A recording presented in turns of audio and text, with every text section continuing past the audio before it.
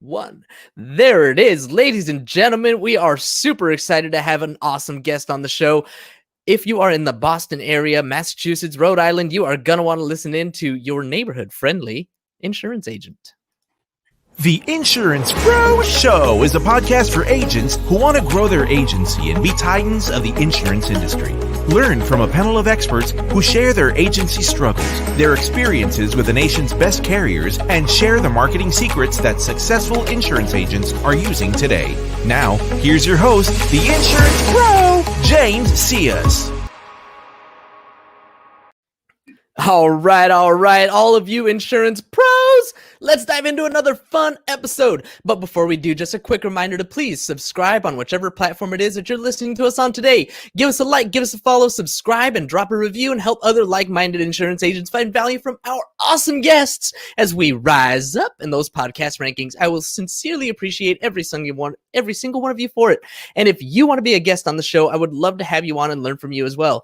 Go to www.insurancebroshow.com/guest and schedule your time slot. And don't forget to follow me on all social media at Insurance Bro Show. Ladies and gentlemen, we are so excited, so honored to bring another incredible guest to the Insurance Bro Show. Our guest today is your neighborhood-friendly insurance agent, slinging his insurance web throughout the greater Boston area. Our guest knows that to be successful in this game, you have to build and nurture relationships along with creating your brand, and he spent the past several years doing exactly that.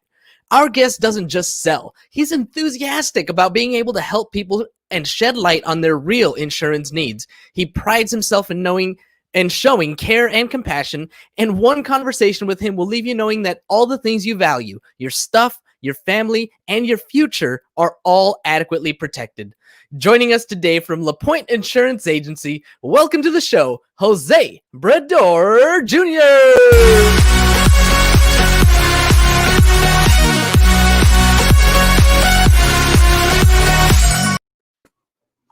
All right. Yeah, okay, nice.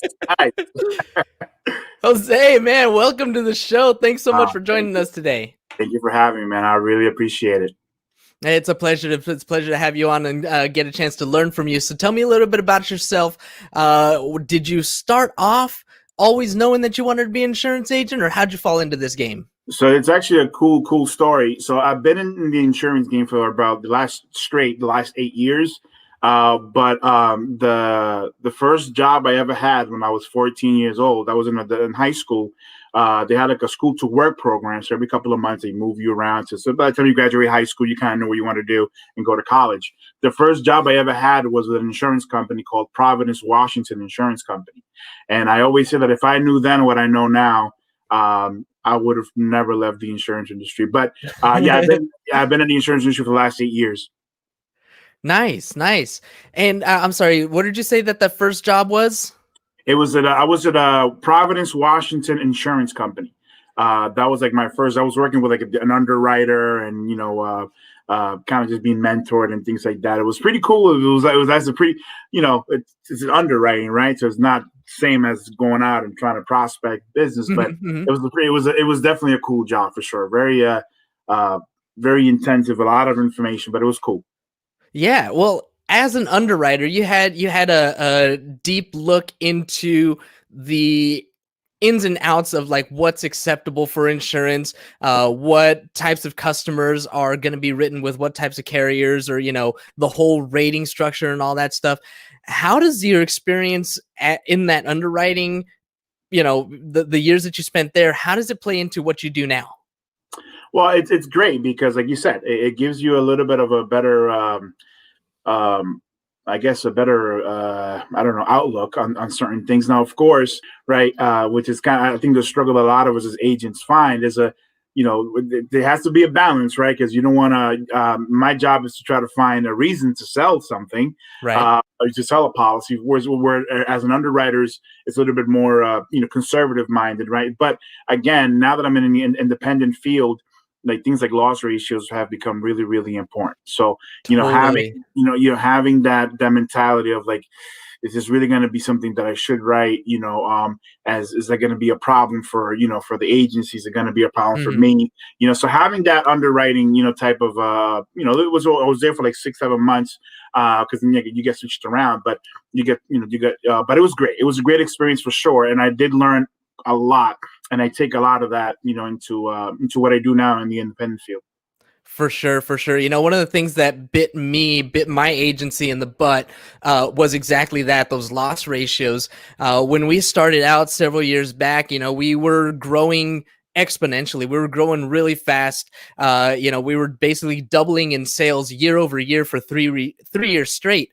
And the next thing you know, one of our top carriers says, sorry, buddy, your loss ratios are 165%. We're losing money with every policy that you write. Y'all need to stop what you're doing, and we're done with you, right? And it's worse. It's so much worse. Oh, it got really bad. It was so bad, and so we got terminated, and it was our biggest carrier. It was $3 million. So What do you do? It was a $3 million book. What do you do as an insurance agent, as a frontline underwriter? What are some tricks that you do to make sure that you have that you're placing the right kind of business with your carriers? Well, it's we have a lot of information available to us right now. So a lot of my business is contingent on real estate, right? So that's kind of what I kind of lead with, So I love that. Right. So again, for example, if I'm looking at a house, right, Zillow, all the other websites where you can take a look at a property, and then I do have a very kind of I don't want to use the word meticulous, but I always ask the exact same questions, especially when it comes to things like pets, trampolines, pools, or smokers, anything that would potentially give the client or be something that has to be known that could potentially be a risk.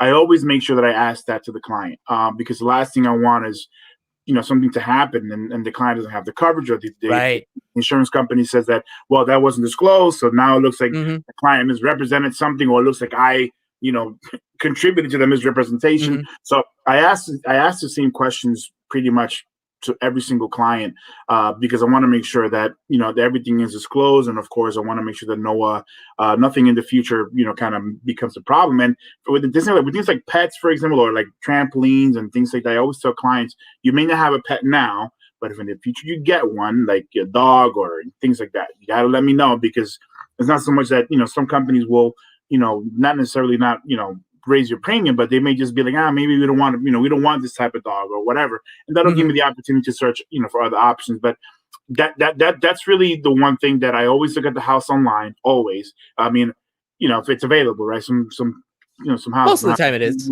but most of the time they are. And one thing that I learned from a colleague of mine, if it's close enough, I might even drive by the house. Yeah, you know what I mean. I may drive by the house just to just take a look at it. Because sometimes the pictures online may not necessarily reflect the actual condition of the house. But I mean, for the most part, they do. But I mean, just little things like that. Just trying to be really careful. Yeah, 60% of the time, it works every time. Exactly. I learned recently, I think it was like just last year or maybe the year before, that Google will actually tell you, like when you're on Google Maps, the little up in the corner, it actually tells you when the photo was taken for that street view. So if it's not a very recent picture and they tell you that there's updates, we can roll by or ask for additional pictures. Absolutely. So one of the things that you mentioned that I absolutely love is that you lead with the home. We definitely I definitely teach the same thing, and I approach things the same way. And the other thing that you mentioned was that you ask the same questions of your customers every single time. I'm a big believer in systems, checklists, processes. Do you use like a specific checklist? Yeah, so I have like kind of like a questionnaire, where I have all my questions there, so that's why it's a kind of, I don't want to say foolproof, but it is kind of foolproof because I'm looking at it. I'm looking right at it. So Same thing every single time. every single time, and obviously I don't want to bog the client down with questions, because again, a lot of the information that we're going to need is available to us already. But when it comes to those things like underwriting things that the loan officer may not know, or it's obviously not going to be online, right? Those things they're not going to be available online. But so when it comes to those things, I'm always looking at it, and I that's why I ask every single time. I totally agree with that. And what about on the flip side, on the renewal time? Because one of the things that you mentioned was, you tell your customers, hey, if you get a dog or you get a trampoline or something along these lines, let me know. But how often do they really let you know, right? Yeah. Like, they usually don't. So can you tell me a little bit about your follow-up process, a little bit about what you do at renewals to help your customers out? Yeah. So one of the things that I really strive to really do is to have a really tight friendship with my clients, right? Okay. Sometimes this can be overwhelming, right? But for the most part, because they do call you for just about everything. Right. But for the most part, it's good because that means that I'm out of sight, out of mind. But I kind of look at the other way, in sight, in mind. Yes. And so I'm not just going to be around for them when they want to refer or they're going to refer someone. I want to be there for them for everything. So I do have, a system where every 6 months I'm kind of checking in on them. Hey, what's going on? Has anything changed?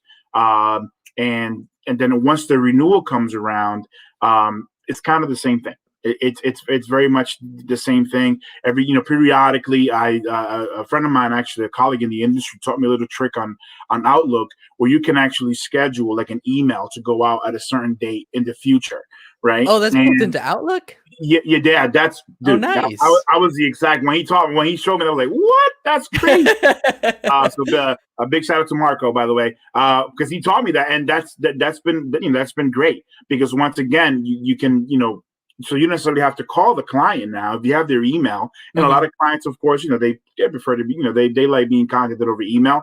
So now you just send that email, you type it now. You have a template, have a couple of templates. Just put it in my outbox and leave it there. In like 6 months, it'll reach out to the client. Hey, just want to know everything is good. If you have any concerns or questions, give me a call. And the same thing, when the renewal comes up. Hey, your renewal is coming up. Just want to make sure that everything is good. And whatever that whatever I'm going to be asking them at that time. But I do like to touch base with my clients as much as possible, just because again. Like I didn't have dogs, right? For example, when I first bought my house, but then we have this really nice, it's a big house and the kids, everybody wanted dogs. So we eventually got dogs, right? And again, we have like some, mutts or like Labrador or whatever, but those type of dogs that, tend to have a little bit of a history, and insurance companies put them on that list, right? Those are really the ones that we want to be mostly concerned about. Yeah, correct. Those are the ones that we those are the ones I'm really most concerned about. So I do follow up with them and give them the opportunities to remember if something has changed, then I'm giving you the opportunity to let me know so that we can kind of take it from there. Perfect. Yeah. So you mentioned Outlook as one of the systems that you use. Like I said, I'm all about systems and processes. One of the big pushes that I've had this year, especially, has been around automations. You mentioned, using Outlook to automatically to schedule that email. Are you using anything else, any kind of CRMs or anything like that to automate some of these processes? To be completely honest, I'm very technologically challenged. I saw your story today about precisely automation, or was it yesterday? I think it was. Yep. And man, so I would definitely love to get to learn more about that. But again, just because I'm not really technologically savvy, I kind of hold myself back a little bit. But with CRMs and stuff like that, that is something that I would, we obviously the agency that I work out of does have a CRM, and I'm pretty sure that a lot of that is built into that. And I have access to it, but getting the training is kind of another thing. But I definitely, when I saw that today, I was like, man, that's insane. Yeah, man, because it relieves a lot of the work. It takes a lot of the load off your back because you said it once, unless you got to make some changes and alter something, it just automations. It's automated now. Yeah, totally. I surrender to your will. But I'll tell you what. When it comes down to it, Jose, you may not have the technical savvy or whatever that I do to create all of these automations. But the fact that your agency does have that, I definitely would recommend that you go back to them and talk to them about how to set some of that stuff up. But where you beat me out at is creating those relationships. You mentioned that one of the things that you do is you stay close, like you actually build a friendship with your clients. Tell me a little bit about how that has worked for you, about what do you do exactly that helps nurture those relationships?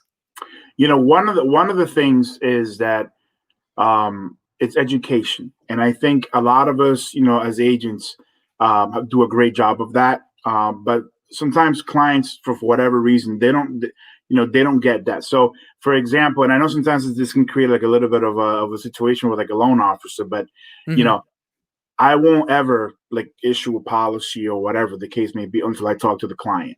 And when I talk to the client, I go over, especially those core coverages, Sure, because I really want the client to know exactly what they're buying, and I want them to know what's covered, what's not covered.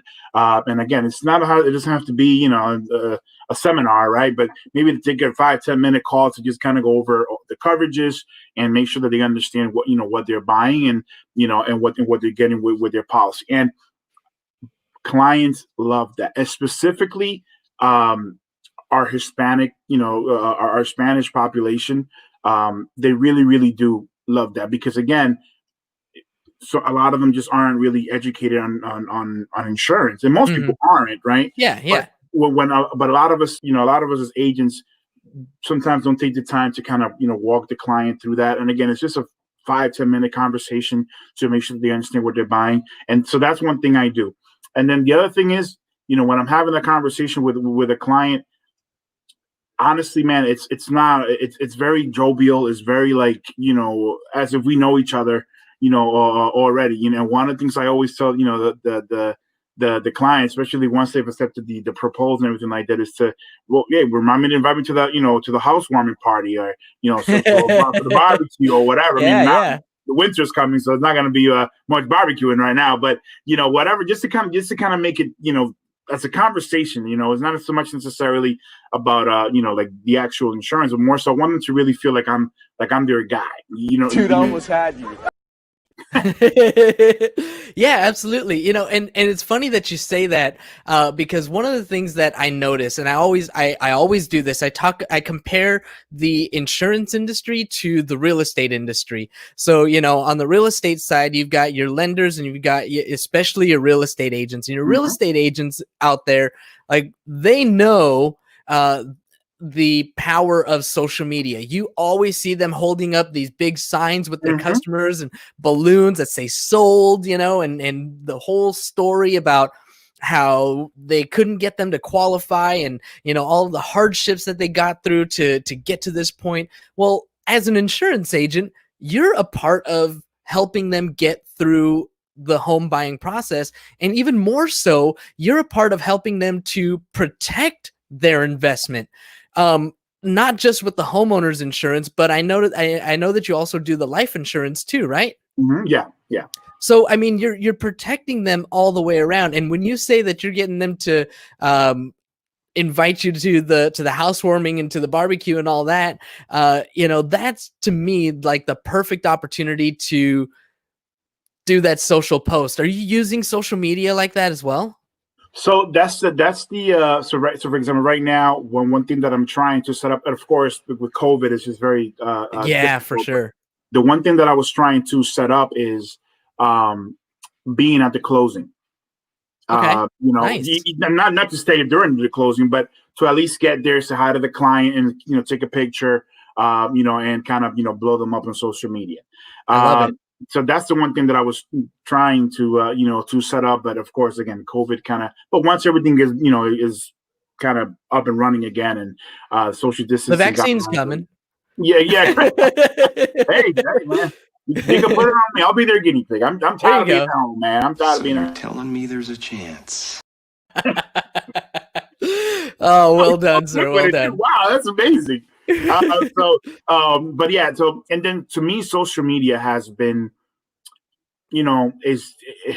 I mean, it's huge. Like I said earlier, insight in mind. And of course, I don't want to, Hmm.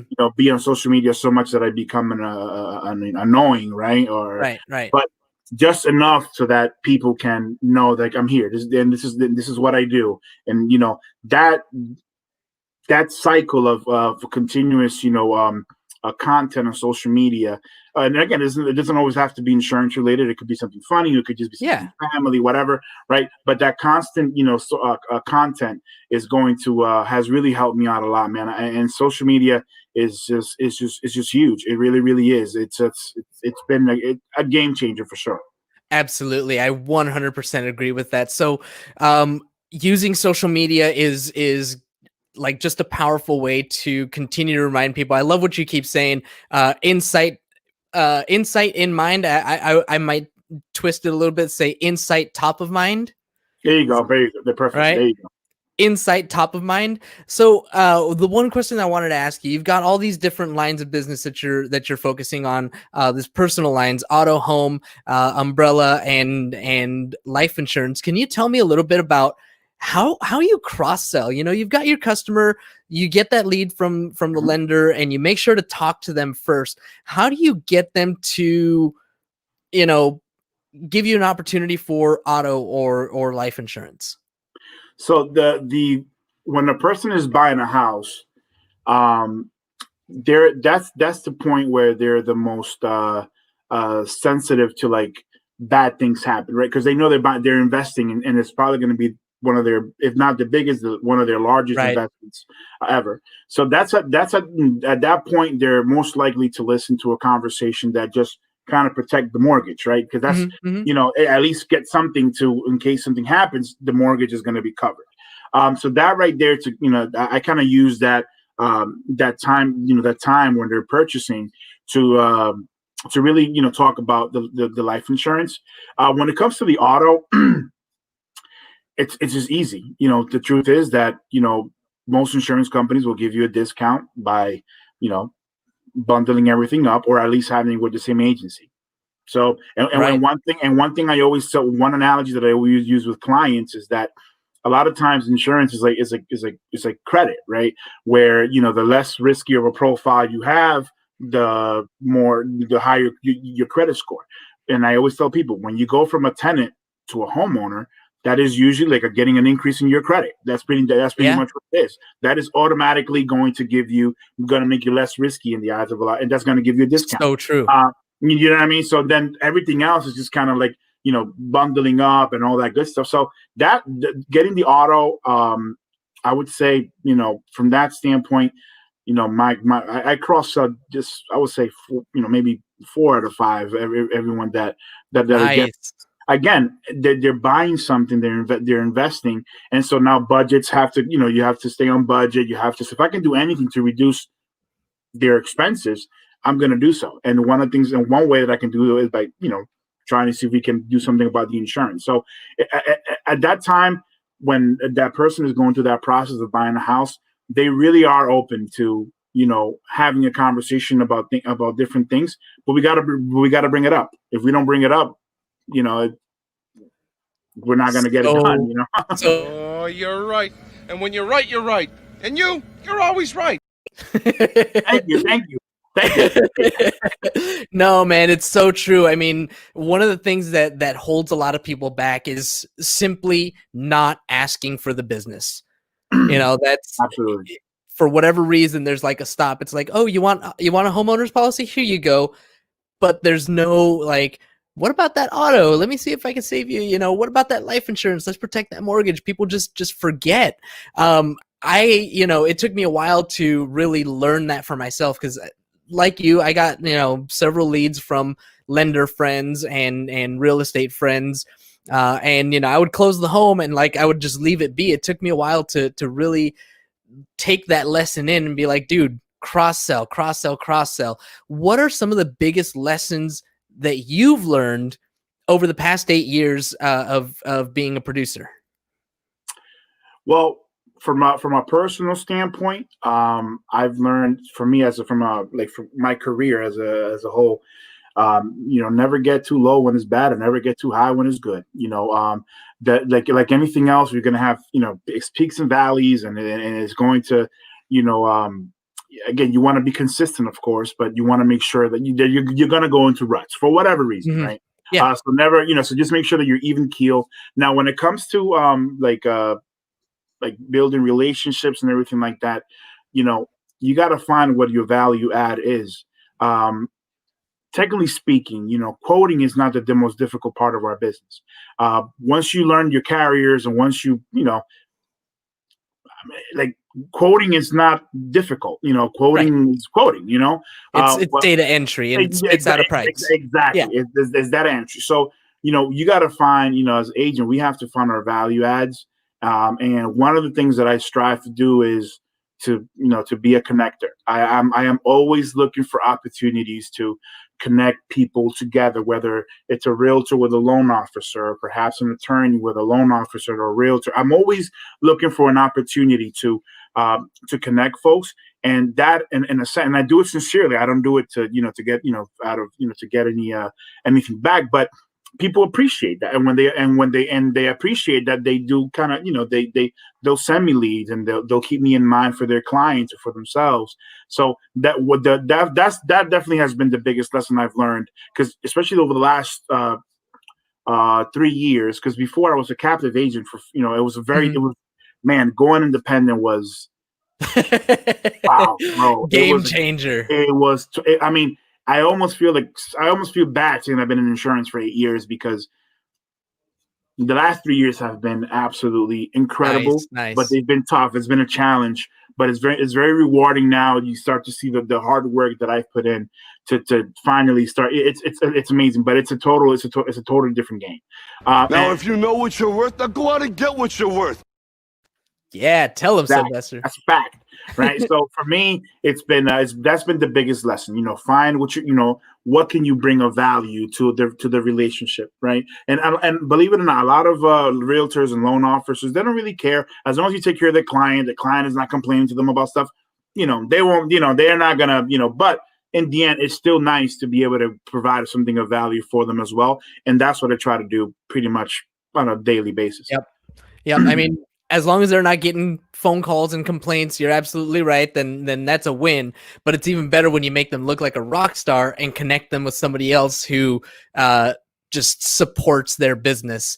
So and it's like I tell people, like, I don't usually run into folks who are looking to buy a house or refinance, and if I do, I'll do the best I can to refer to one of my partners. But so giving them a referral from a client standpoint, it's gonna that's just not my thing. I don't run into people enough that do that. But if I can connect you to someone that's good, that can consistently give you that type of business, that's better than me giving you a client, because one client is one client.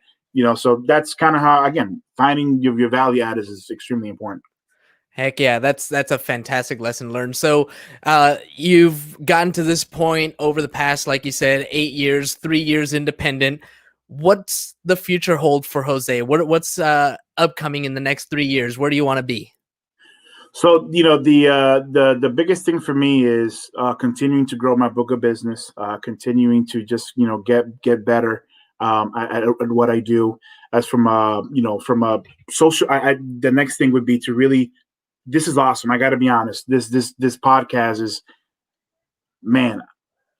When I found, I'm like, wow, this is nuts. I have never, because that's another thing. A lot of us as insurance agents just see ourselves as insurance agents. Like, we don't really know. Like, there's a niche. There's an audience for everybody out here, and it's cool. And it's cool that you've been able to do that. So this is the future for me is really, really about growing growing my business via these methods, right? Podcast, blogs, social, more, invest more in social media to grow my business, and just be more visible. So that's really my goal. And then, of course, continue to grow my book of business, because obviously that's where that's where the money's at. But yeah, that's pretty much what the future is for me. And just continue to build relationships, continuing to nurture the current ones I have, and just continue to do my thing. I gave it a 10. All right, I got two last questions for you, Jose. Yeah, brother. First of all, over the years, you've grown, you've learned, you've done so much. What have been your biggest influences, be them mentors, books, or podcasts? What are the things that have helped you grow the most? Definitely the biggest influence that I've had has been through some of the relationships that what I said about the value add. Actually, a loan officer said that to me, because he saw that I was trying to, again, I'm hustling, I'm working a lot, and so he kind of told me that, okay, you're great at quoting, you're great at insurance, but you got to bring something of value in order for. So that has been a big thing. And now, from a book standpoint, I forgot the name of the book, but Joe Girard was actually a guy that. I don't know if that the records are still, valid, but he sold a lot of cars. Like he had the record for the most car sales in the history of car sales, and he wrote 2 books, and which I still have them, and I read them, maybe once a year now, just to kind of freshen up on some things. I absolutely love those books because they talk about really the how to be a little bit more skillful when it comes to selling. And, one of the things that, I say all the time, people buy from people they like, and that's from him. It's true. Got to be likable. You could have the best product in the world, but if you ain't likable, well, they're going to buy it for somebody else. That's so true. So, you know what I mean? So that's what, but little things like that. And then, I do have a lot of conversations with different people in different industries, even including, I'm friends with a lot of folks in the insurance industry. As I said earlier, a colleague actually taught me something very much too about, go to the house. If you have it's close enough, go to it, look at it. So, being involved with networking events has also been a great influence on me, because once again, even though it's different industries, we're all trying to sell something, right? Whether it's real estate, whether it's loans, insurance. So having a lot of colleagues, talk to them and having conversations with them has been instrumental as well. Fantastic. The last thing, thank you so much. I mean, wow, it's learning a lot from you, and taking a lot of out of this conversation. And I hope that our audience is doing the same. If our audience wants to work with you, talk with you, buy insurance from you, find a way to add value or get value from you, how can people get in touch with you? The easiest way to reach me is by phone. I always have my cell phone on me. That's 401-660-5212. And then, of course, you can follow my Instagram page. I'm always on there as well. If I get a DM or whatever, I will always usually reply within a short amount of time. And then Facebook, my Facebook is Jose Brador Jr., your neighborhood friendly insurance. You can reach me there as well. Send me a message, or again, I think you can call now from Facebook, right? Video call, whatever the case may be. So you can, I'm pretty easy to reach, when it comes to for anyone really, because that's what we're here for. We're here to be accessible to our colleagues, clients, and really whomever. Absolutely. And for the listening audience, that Instagram is brador.your.insurance.agent. Jose, it's been such a pleasure, man. It's been so great to get to know you, get to learn from you, get to learn from the neighborhood friendly insurance agent. Thank you so much for joining me today. Absolutely, man. Thank you so much for having me. And honestly, this is awesome, man. Keep doing what you're doing, because this is really good. Honestly. Thank you. Thank you so much, man. All right. For everybody else who's listening, thank you all so much for tuning in today. Thank you all so much for tuning in to check out our neighborhood friendly insurance agent. Don't forget to subscribe, rate, and review the show. If you like what you heard, please leave us that subscribe, give us a rate, give us a 5-star review. Would love to get some feedback from that. If you want to be a guest on the show, would love to have you on and learn from you as well. Go to www.insurancebroshow.com/guest. And Jose, how easy was it to be a guest? Pretty fun, pretty easy. It was, yeah. Again, trust me, if I can do it, anybody can. There you go. And don't forget to follow me on all my social media platforms at Insurance Bro Show. That's all we got for y'all today. Thank you all again so much for tuning in. As always, you rock my socks, you have my heart, and you Have a nice day. Thank you for tuning in to the Insurance Bro Show. James is the CEO of the Pipeline team of San Diego and is always in the market for top talent. If you're an agent looking for a place to hang your license, visit www.pipelineinsurance.com/agent opportunities or send an email to newagent@pipelineinsurance.com. Look for